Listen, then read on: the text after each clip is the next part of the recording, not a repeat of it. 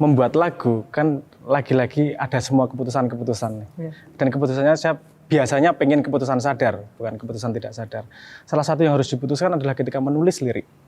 Menulis lirik kan banyak konsepnya nih. Ada potret kejadian, ada yang kenangan, ada yang harapan, ada yang segala macam lah. Dan bentuk-bentuk cara penulisannya juga berbeda-beda. Saya sangat senang sama cara bertuturnya Quran sebenarnya.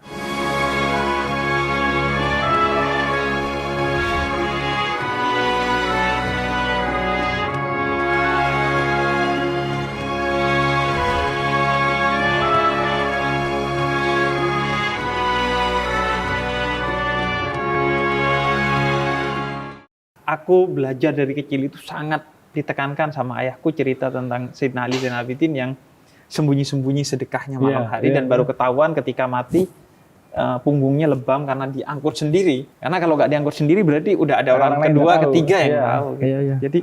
Jadi memang kemanfaatan. Kemanfaatan. Dan menurut saya yang seharusnya bisa memberi poin kemanfaatan yang mendapat manfaat. Bukan ya dia mencitrakan dirinya nih loh aku bermanfaat. Kan orang yang dikasih nih. Kita nggak tahu setelah off kamera diambil lagi kan ada kejadian kayak gitu. Mohon maaf lah. Ada beberapa kejadian seperti itu. Iya, tergantung. Oke, Mas Abrang, tadi cerita pengaruh imam di Kanada. Loh, kenapa jauh-jauh imam di Kanada? Imam yang di sini, Cak Non. Seberapa pengaruh dalam secara umum keberagamaan dan secara umum mengkonstruksi pemikiran, mempengaruhi pemikiran? Karena di luar sana banyak orang yang terpengaruh. Cak Non kan? Sepemahaman saya, Cak Non paham betul bahwa hidup itu perjalanan. Bukan terus kemudian dicetak sekarang dipakai seumur hidup, enggak juga, pasti perjalanan. Jadi dia antisipasi tentang itu. Jadi kalau ditanyakan pengaruh agamanya sebenarnya bukan pada peraturan agama yang harus gimana-gimana, tapi justru kesadaran mesinnya, mesin berpikirnya. Saya kasih contoh misalnya begini, dulu ketika kecil saya sangat takjub sama yang namanya cacing. Itu saya nggak masuk akal buat saya. Binatangnya sangat lembut, tapi dia bisa masuk ke tanah yang sangat keras. Ini bagi anak kecil waktu itu gimana tuh ini? Wong lembut kok bisa masuk yang keras? Ini nggak masuk akal ini gitu. Jadi saya takjub sama itu. Ketakjuban terhadap alam gitu ditemani terus sama bapak dan dikontekskan bahwa itu ada yang buat loh. Ini dia nggak terjadi begitu saja loh. Jadi ada konteks selalu menyambungkan kepada Tuhan. Jadi kebiasaan berpikir itu yang terus tertanam sebenarnya. Jadi misalnya nggak banyak omong kok. Misalnya gini, saya ke pasar sama Simbah sama Cak Nun. Naik becak, jalanan nanjak, naik, karena tiba-tiba turun, terus ikut dorong, dan nggak pakai kalimat apapun, dan nggak harus ngajari kita harus menolong apa segala macam, nggak ada kalimat itu. Udah selesai ya udah naik lagi. Nah itu saya mengamati terus dan sadar tidak sadar itu jadi masuk di mesin juga. Dan inherent akhirnya. Jadi mesin yang berjalan terus menerus. Saya ngelihat apa juga, kemudian langsung otomatis kebangun hubungannya sama Tuhan gimana, hubungannya sama alam gimana, otomatis seperti itu. Terus yang lebih umum lagi, Mas Abrang, memposisikan kejawaan. Ya Muslim iya, Jawa iya. Memposisikan dua entitas itu. Itu menurut saya bukan itu, bahasannya itu bukan fermion, itu boson. Apa itu? Gini, dalam ini sekalian nyenggol-nyenggol buat pengetahuan aja ya, untuk menjelaskan konsep. Fermion itu sebuah benda yang tidak bisa berbagi ruang. Kayak kursi sama kursi nggak bisa berbagi ruang. Kalau boson itu yang bisa berbagi ruang seperti cahaya. Dua senter cahaya bisa berbagi, cahayanya berbagi ruang bisa. Nah menurut saya konsep-konsep Jawa, Islam dan seterusnya itu kalau kita menggali cukup dalam dia konsepnya seperti boson. Jadi dia tidak harus berdiri sendiri. Jawa berarti tidak Islam, Islam berarti tidak Jawa, enggak. Karena masuknya ketika cukup dalam ke hakikat atau modernnya disebut sebagai wisdom, itu kemudian universal. Kalimat lokal wisdom itu enggak masuk akal buat saya. Wisdom kok lokal? Kalau wisdom pasti universal. Nah, Jawa dan Islam. Kemudian kalau kita melihat lebih ke bawahnya, saya nggak melihat ada yang berlawanan juga sebenarnya, nyambung-nyambung aja. Salah satu contoh misalnya saya pernah ditanyain, itu ada upacara mengubur kepala kerbau, itu nggak boleh loh di Islam. katanya gitu. Itu apa ya? Syirik. Kan gitu, bid'ah, syirik. Itu Jawa itu.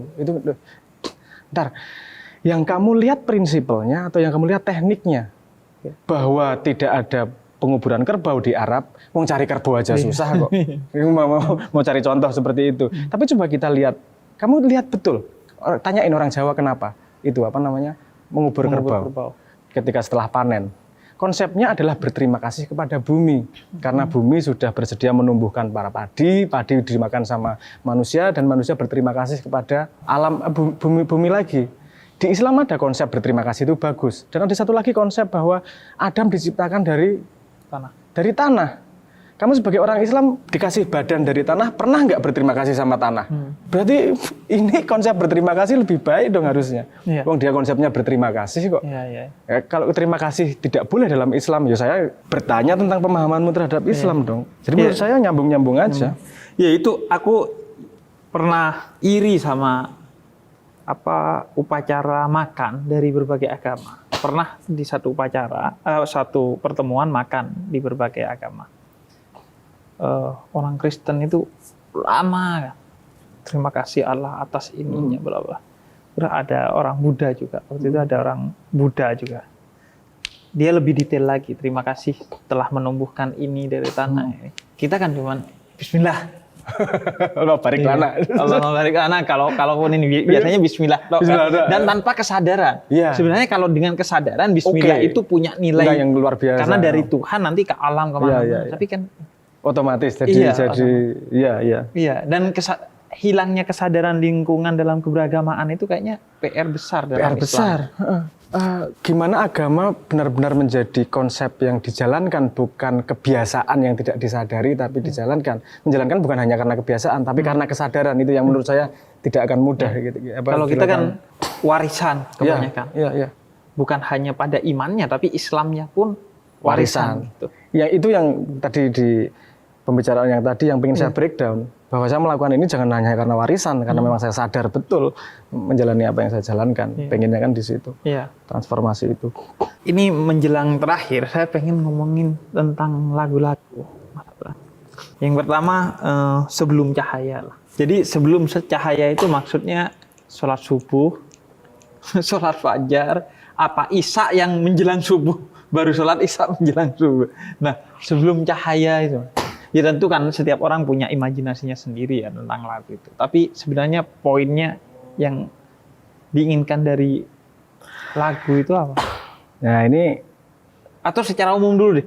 Berkesenian, bermusik dulu itu. Gini, kalau dari membuat lagu kan lagi-lagi ada semua keputusan-keputusan. Dan keputusannya saya biasanya pengen keputusan sadar, bukan keputusan tidak sadar. Salah satu yang harus diputuskan adalah ketika menulis lirik. Menulis lirik kan banyak konsepnya nih. Ada potret kejadian, ada yang kenangan, ada yang harapan, ada yang segala macam lah. Dan bentuk-bentuk cara penulisannya juga berbeda-beda. Saya sangat senang sama cara bertuturnya Quran sebenarnya. Cara bertuturnya Quran itu memberi ruang kepada kita untuk bisa menghasilkan makna yang berbeda tergantung kita sampai perjalanan yang di mana nih. Dari pengalaman saya sendiri membaca satu ayat berbeda 3 bulan, dia punya makna yang nambah, yang berbeda terus, sehingga satu buku aja bisa berlaku seumur hidup karena ada faktor sayanya selain bukunya. Nah, menurut saya itu konsep yang sangat bagus. Jadi saya pengen menulisnya seperti itu. Jadi nulisnya liriknya itu koma. Dalam tanda petik itu kan dibaca siapapun dengan backgroundnya akan punya makna yang berbeda. Jadi kalau ditanyain sebenarnya maksud saya apa sih? Maksud saya pengen men-trigger makna apa yang bisa kamu tangkap dari situ. Kalau makna yang kalau arti yang lebih bermakna buatmu itu lebih valid dan lebih utama daripada apa yang dimaksudkan oleh saya nulis. Kan gitu konsepnya. Jadi kalau ngomong generalnya sebelum cahaya sebenarnya bercerita tentang, kita kan tahu konsep gelap sama cahaya. Itu konsep bahwa kita bisa melihat, tahu dan tidak tahu apa-apa. Itu bisa diterjemahkan pada cahaya beneran, bisa diterjemahkan pada waktu. Masa depan selalu gelap, masa belakang selalu kelihatan, walaupun pemanaannya juga harus digali lagi. Jadi gelap dan terang itu terus berlapis-lapis. Dan saya di situ cuma pengen mengatakan, kamu dalam hidup pasti mengalami gelap luar biasa sebanyak mungkin, sangat banyak. Dan kadang-kadang kamu tidak sadar gelapmu sendiri.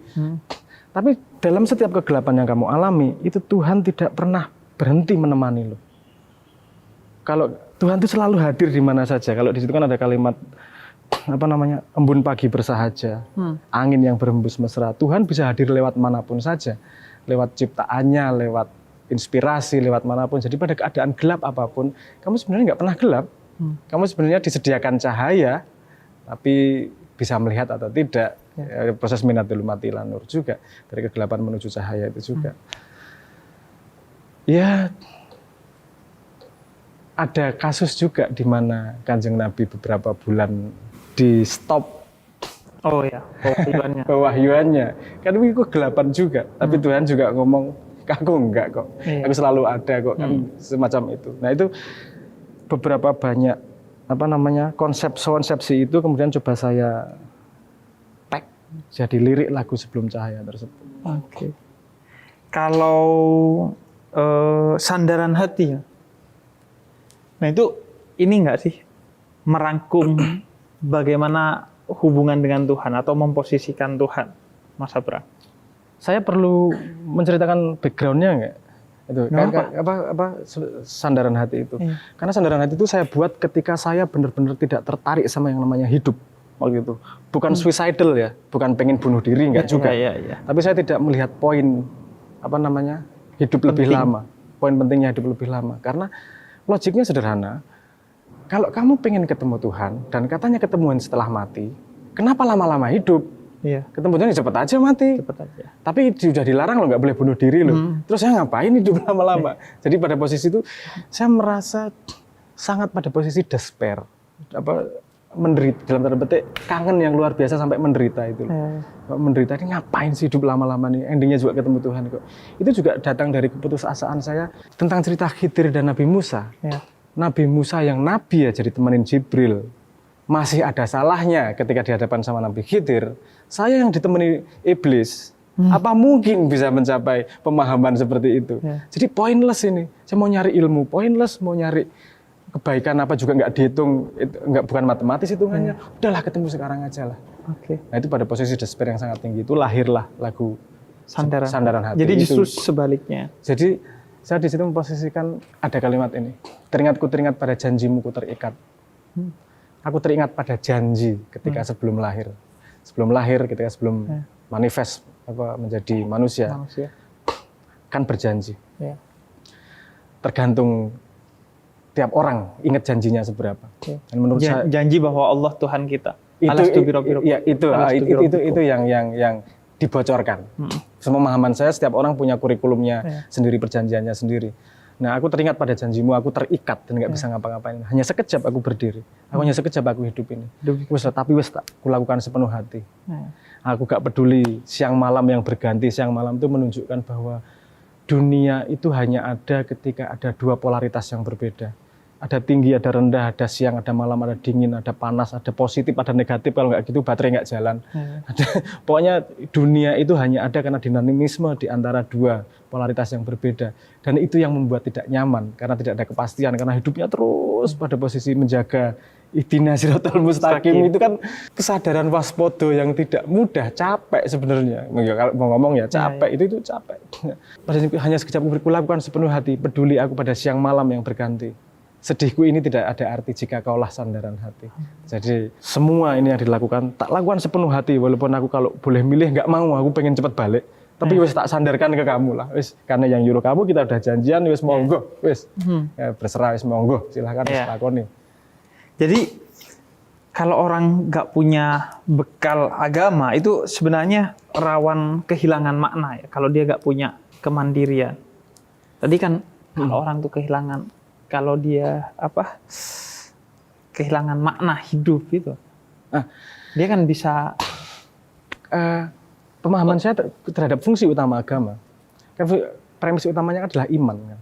Premis utamanya adalah gantolannya iman. Letak iman di mana sih?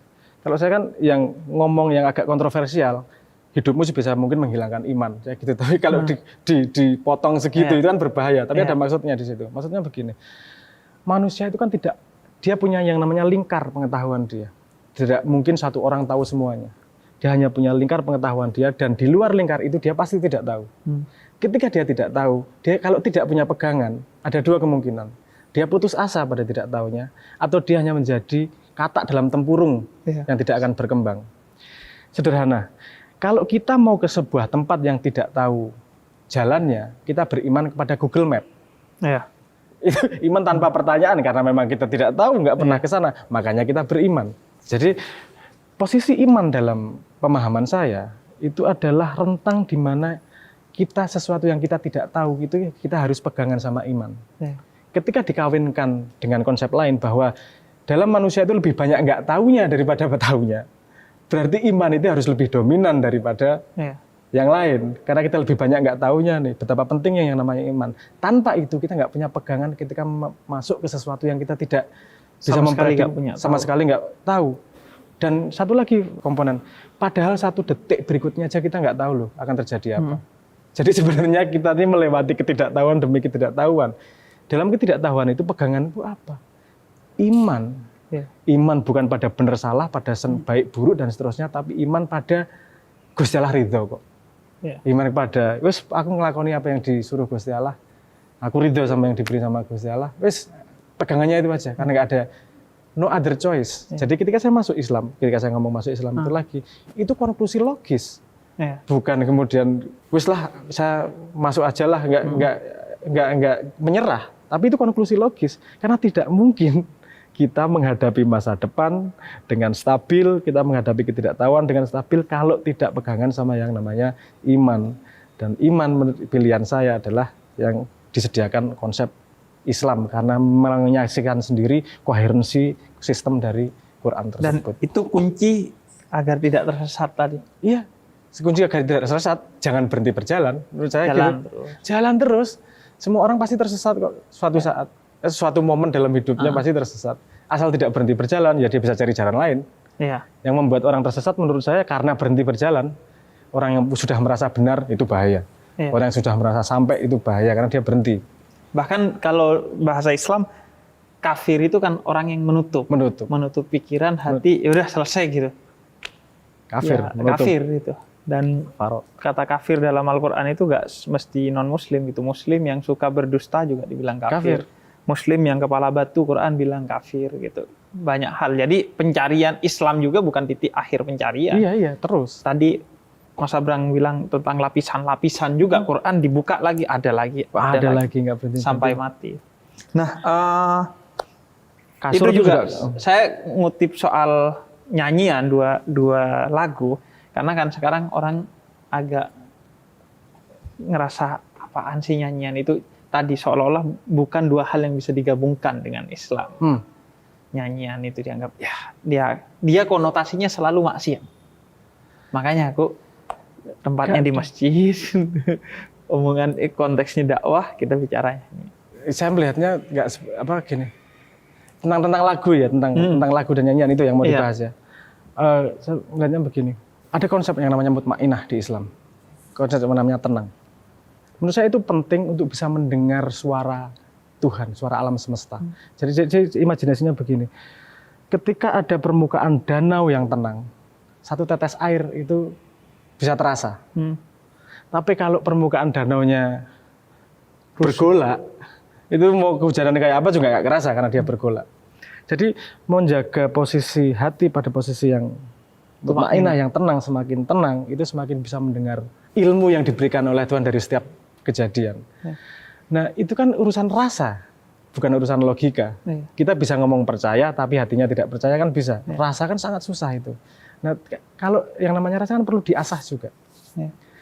Cara mengasahnya adalah dengan secara sensitif terhadap informasi yang masuk lewat segala macam indera.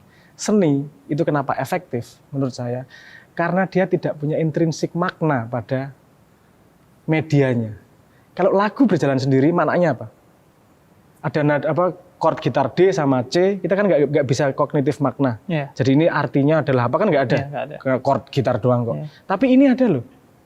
Enak nih, nggak enak tenang nih dan seterusnya. Nah itu menurut saya cara mengasah tajamnya rasa itu dengan sensitif terhadap hal-hal yang tidak men-trigger makna. Iya. Dalam tanda petik ya, tidak men-trigger makna itu tadi. Kalau kognitifnya nggak ke-trigger. Jadi musik datang, seni, misalnya lihat ada orang joget-joget, maknanya apa ini? Tapi lama-lama bisa merasakan nih, oh bisa komunikasi juga ya. Nah ketika sudah bisa komunikasi rasanya itu, kita jadi lebih sensitif pada situasi, pada keadaan, ilmu Tuhan mau ngomong apa, hujan maknanya apa, itu jadi ini yang ngomong.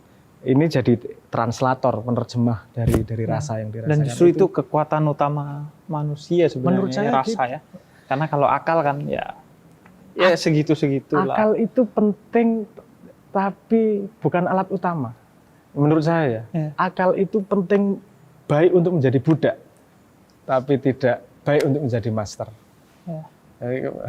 Jadi dia tapi penting. Penting kalau nggak akal kamu nggak punya jembatan. Saya terjemahkan biasanya gini, kalau kamu ke Sumatera ya naik kapal, tapi misalnya kamu pengen ke Palembang, kamu ya naik kapal nyeberangi selat, tapi masa setelah nyeberangi selat kamu geret kapalnya kan kamu tinggal. Nah, akal juga seperti itu. Untuk menyeberang selat, kamu pakai akal, tapi nggak seluruhnya pakai akal juga. Ada rasa, ada sensitivitas, ada intensitas. Dan ada titik mungkin bahkan kalau akal ya ditinggal itu nggak diseret. Ada titiknya. Tapi kalau dari awal meninggalkan akal, saya nggak setuju. Nggak nyampe. Itu model yang dikasih Tuhan. Jadi dia kendaraan lah untuk mengantar. Saya jadi teringat Rumi gitu. Rumi katakan Jibril itu sebagai simbol akal. Ketika Nabi Muhammad dimi'rajkan, Jibril itu hanya mengantar sampai pelataran Allah. Tapi ketika bertemu dengan Allah, itu Nabi Muhammad sendiri. Jibril tidak bertemu dengan Allah. Kata Rumi, itu simbol akal.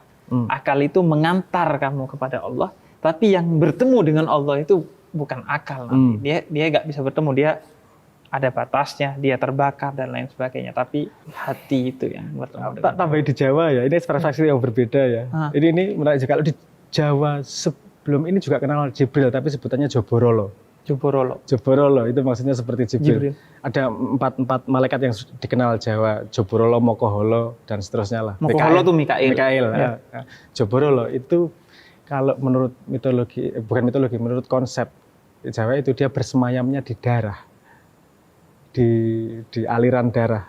Jadi dia yang menjadi mesin transport terhadap data-data yang ada di dalam tubuh manusia.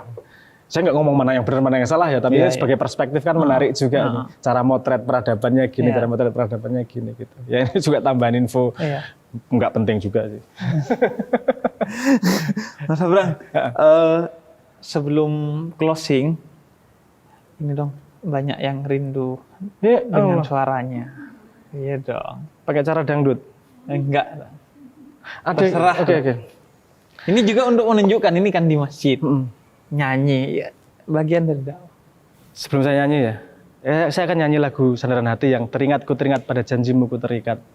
Itu ada yang menerjemahkan beda yang menarik menurut saya, Beb. Itu katanya itu lagu untuk pengantin baru, Beb.